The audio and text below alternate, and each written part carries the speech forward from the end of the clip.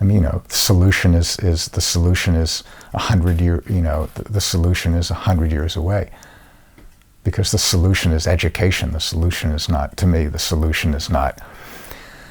To me, there's no legislative solution. To me, it's impossible to legislate peace, to legislate kindness, to legislate intelligence. It starts. Everything starts with education of the child.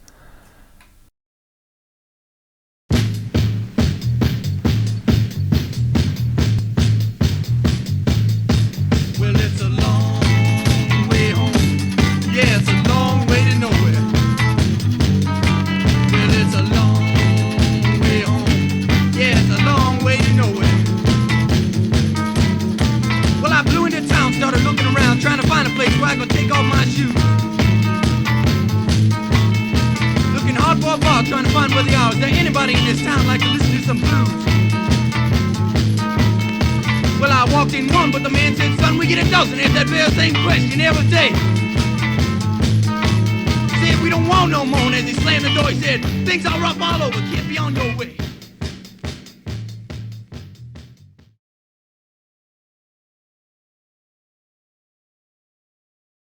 Of course, the 21st century will be spiritual. But on the other hand, the 21st century will also, the more spirit there is, the more anti-spirit there is. And so as spiritual as this bullshit new age, we don't need a translator, or you're going to put titles under it. Okay. So as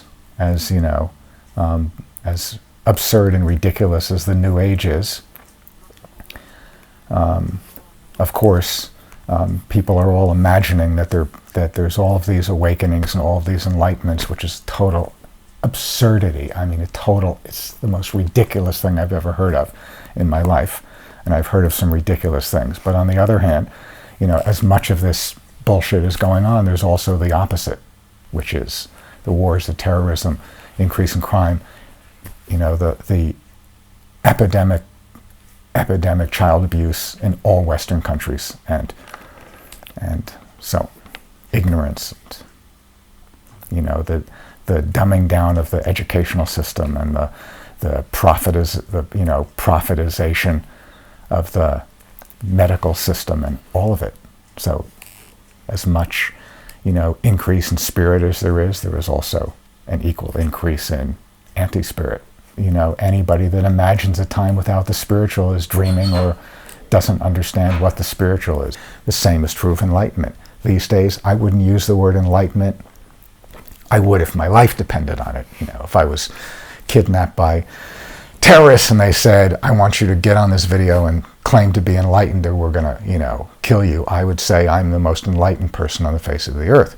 But the word enlightenment is ridiculous. I wouldn't even use it. It's so absurd as to be, it's been used so often by so many people that don't have any idea what they're talking about, that it's become, like the word, Coke, or tissue, or, asshole. I mean, really, 50 years ago, if you called somebody an asshole, it was really an insult. It had, or, now, asshole doesn't mean anything. It's like, you might as well say to someone, hi, how are you? I mean, it has no meaning whatsoever.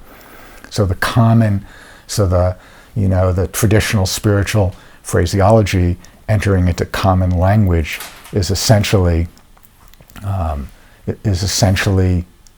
it hasn't already, is going to completely destroy the ability, the value of that language as having any objective meaning whatsoever. People that are genuinely selfless are spiritual people.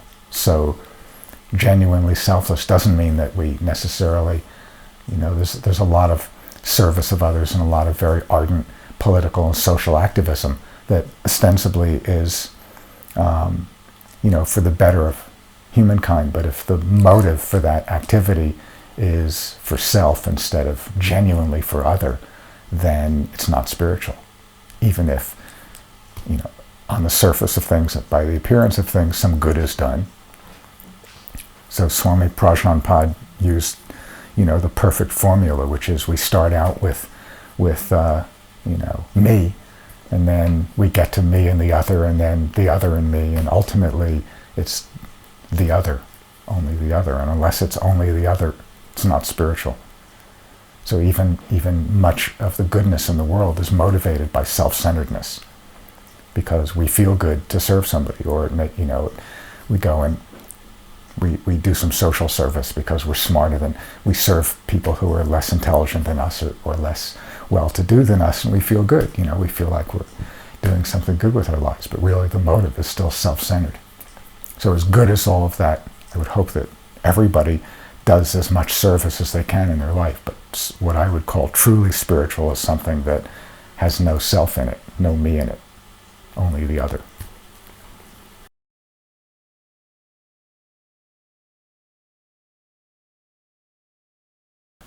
Well, there's a time and place to meditate, and that time and place is a small part of the day.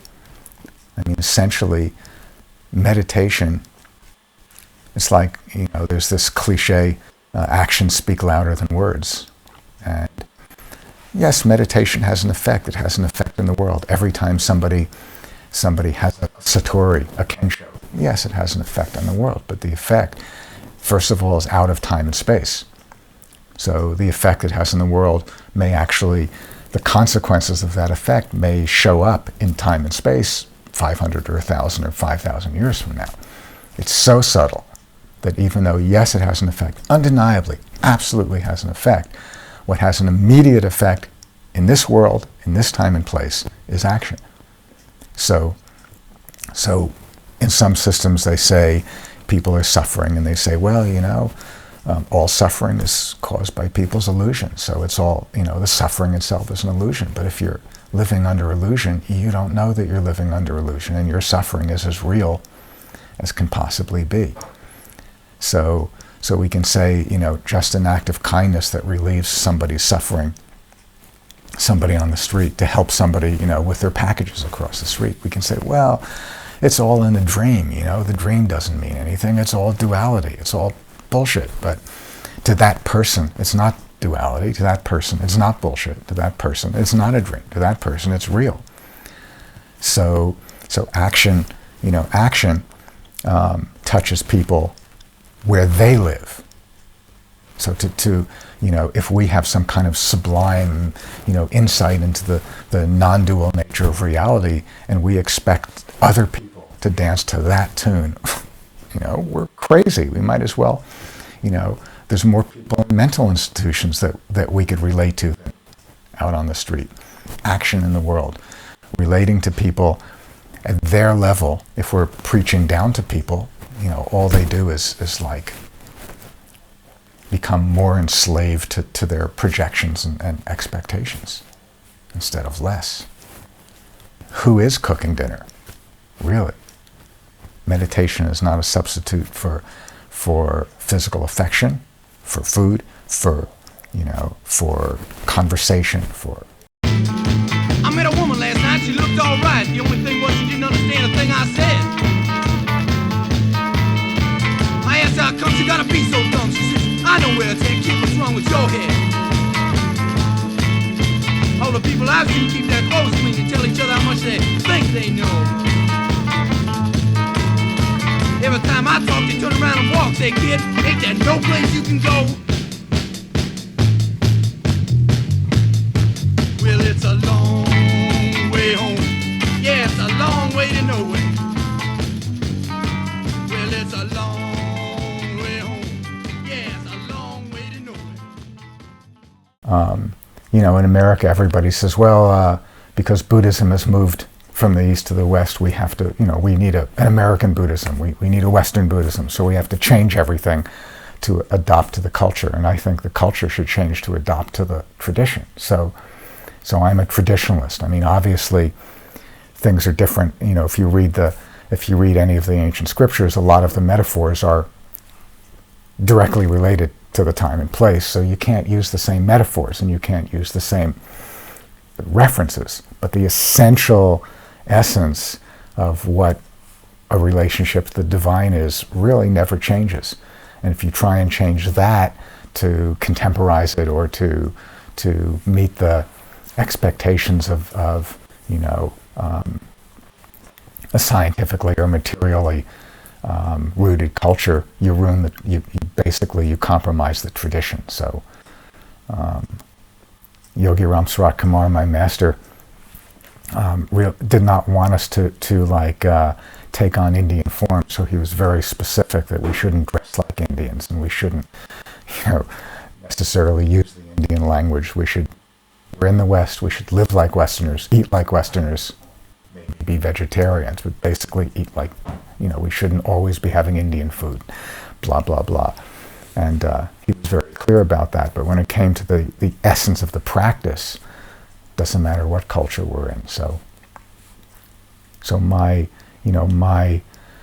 particular work, the influence of my master and my work is relative to the way I am with people. It has no cultural implications whatsoever. It has human implications, but not cultural implications.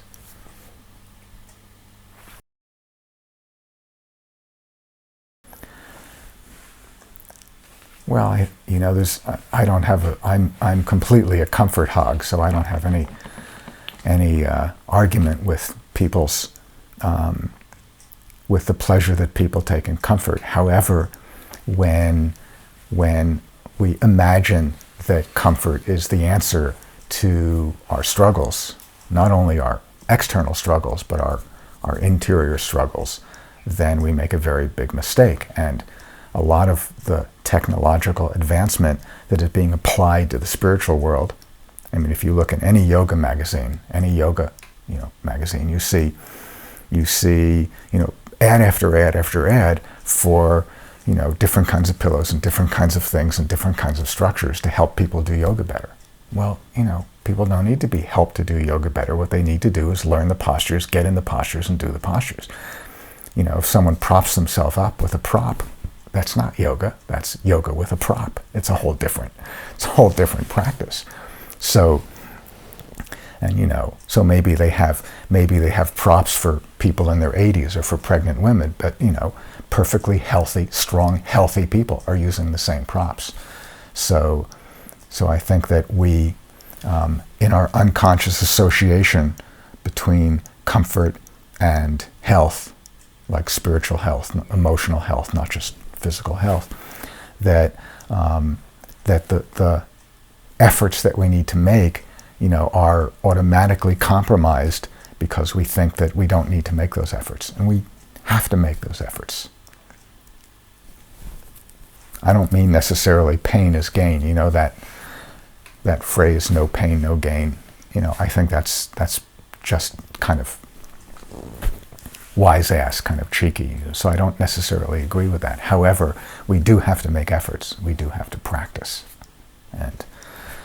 And with the advent of a lot of today's technology, we really don't have to practice.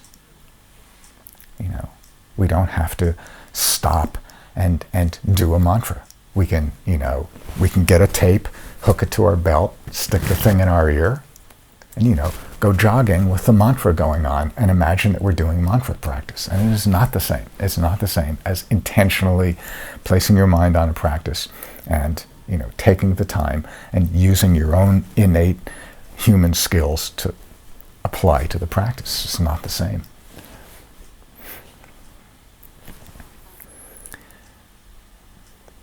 Well, it's obvious that as resistant as Europe might be to American infiltration, we can take English words out of the advertisements, but people are still drinking more Pepsi-Cola and Coca-Cola than they ever have in their lives.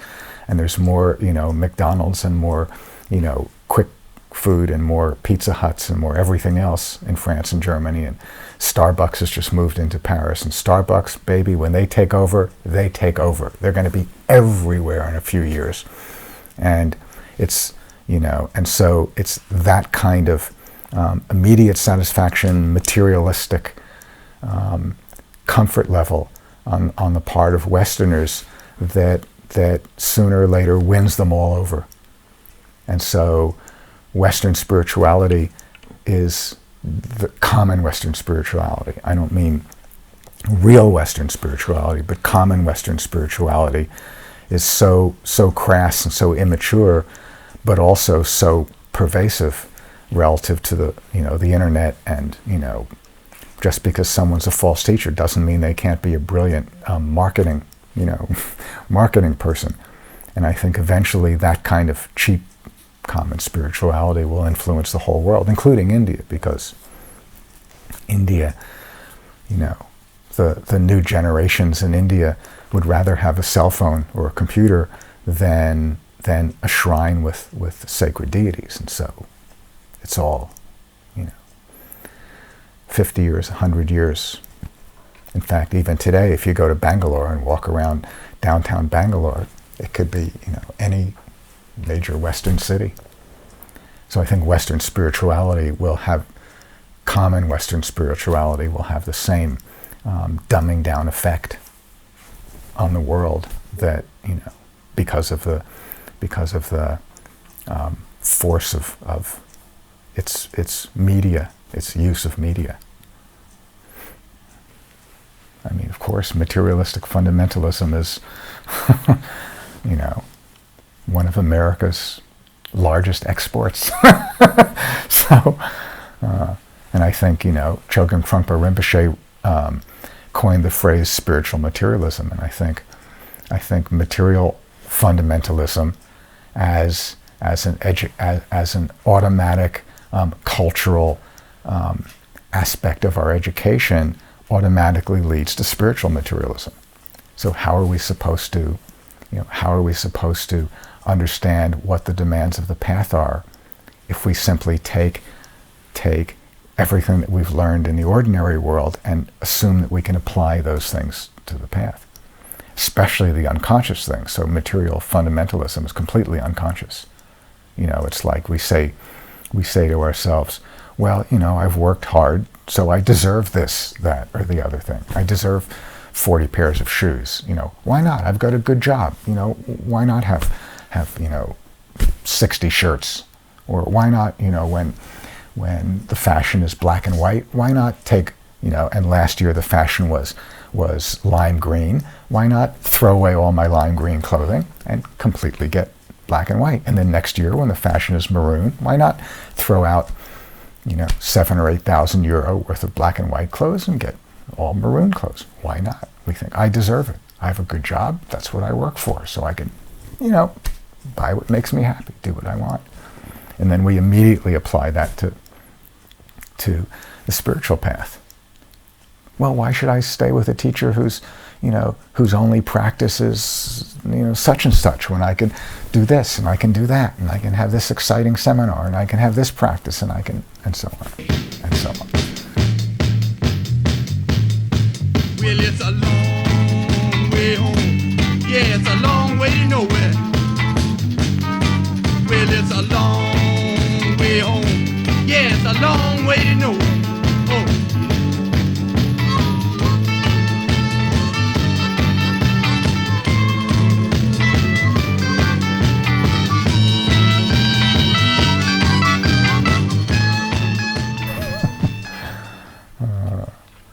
Well, freedom means to be actually completely surrendered to the will of the divine, whatever that is in any given moment.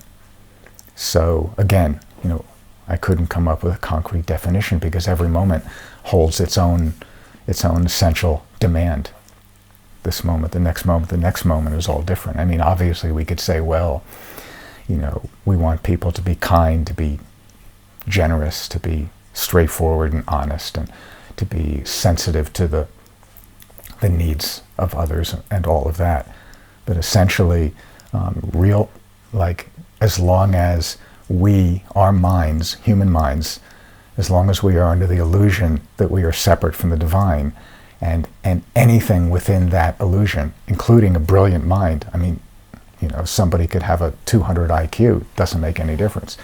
Anything that comes from within that context, the context of I am separate from God, the assumption that I am separate from the divine, is not free. So freedom, in a sense, freedom means the disappearance of even the slightest thread of the illusion of separation, which means there's no me to be free. There is freedom. Freedom is, but there's no me to be free. There's no individual.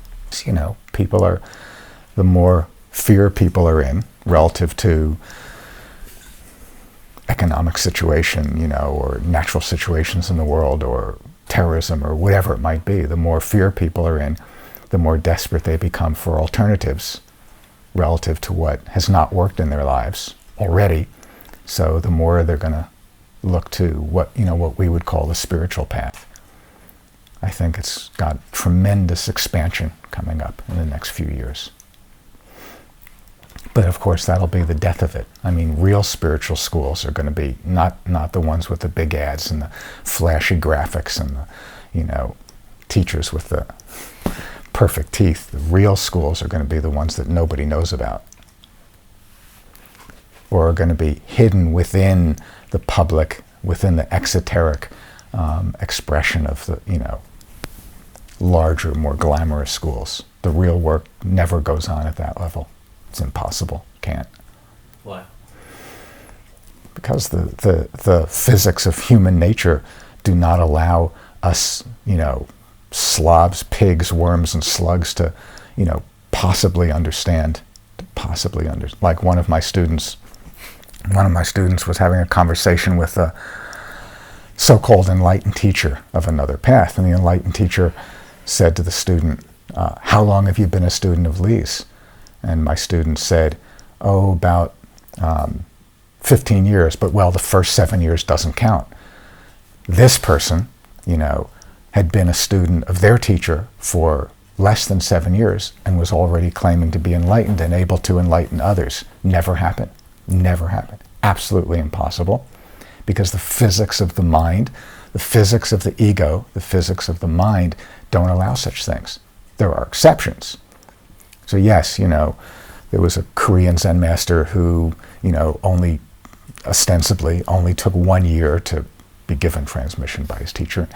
These things happen here and there, but the way it's proliferating in the modern world can't. It literally, it cannot happen. It's not in the physics of things, and I beg to differ with certain people who think the physics of things are changing. The physics of things will never change. Human beings are human beings, and evolution does go on, kind of Darwinian evolution does go on. So yeah, things will change, but the physics of things, the physics of human beings, the way we are now, if human beings are going to evolve 50,000 years, 100,000 years, yes, but this century, next century, absolutely impossible. It'll never happen. And the physics of things, the way they are now, the way ego and mind and emotions and feelings and that whole, the astral mind and the ethereal body and all of that shit, the way all of that works in combination, people will not, to any mass degree, will not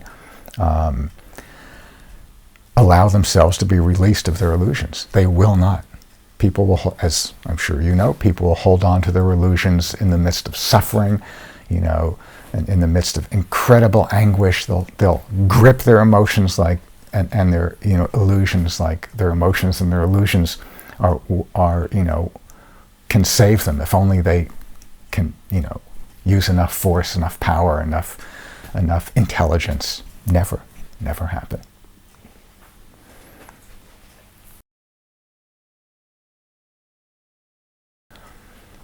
I mean, the solution is 100 years. The solution is 100 years away, because the solution is education. The solution is not, to me. The solution is not. To me, there's no legislative solution. To me, it's impossible to legislate peace, to legislate kindness, to legislate intelligence. It starts.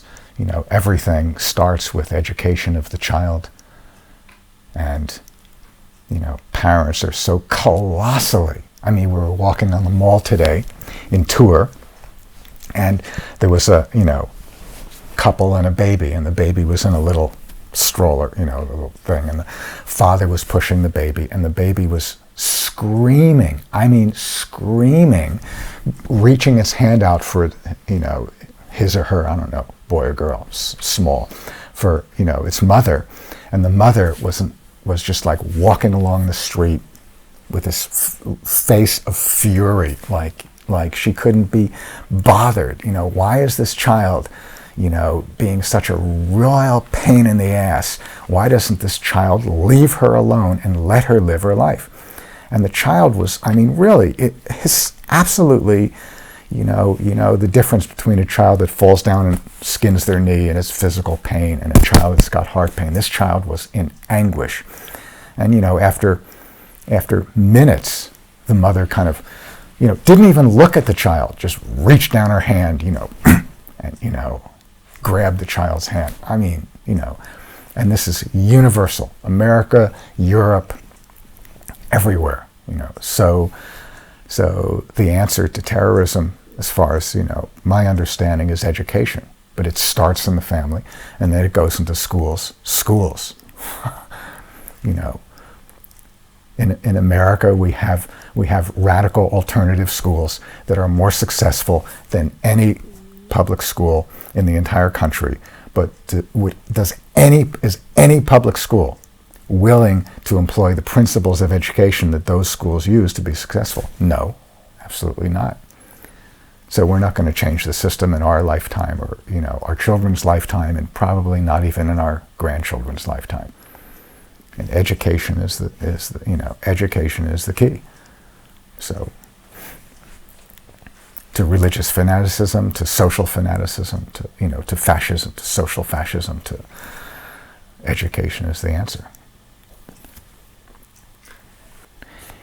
If in our early education we don't just learn math and language and history and geography and science, if we learn discrimination, how to see through the surface of things, how to read between the lines, if we learn, not just discipline to get good grades so we don't get beaten or so we can get a good job, but discipline for its own sake, then we'll learn to discriminate between the schools that have value, the spiritual schools that have value, and those that don't, and we'll understand the need for traditional practice.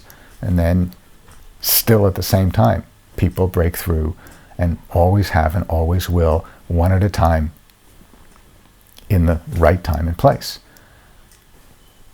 If I could use a magical stick and give food, a good health, home for everyone on earth, would things be fundamentally different? Well, no, of course not. If I could do that, I would, really, but things would be fundamentally different for a little while. But sooner or later, human nature would reassert itself, and we would duplicate the same conditions that we have now. Sooner or later, somebody would not be happy with just, security and safety and a good home and all the food they wanted. Sooner or later, somebody would want a little bit more. And somebody would want their neighbor's house, or somebody would want a little more land so they could have a little bigger garden. And slowly, slowly, slowly, over generations, the same situation that we have today would evolve. So as a temporary solution, it would be wonderful. I'd love to see it. I'd love to see my children grow up in a world of peace and harmony and balance. But sooner or later, we duplicate the same thing. If along with that health and that safety and that sufficiency, there wasn't education. And so again, education is the key to me.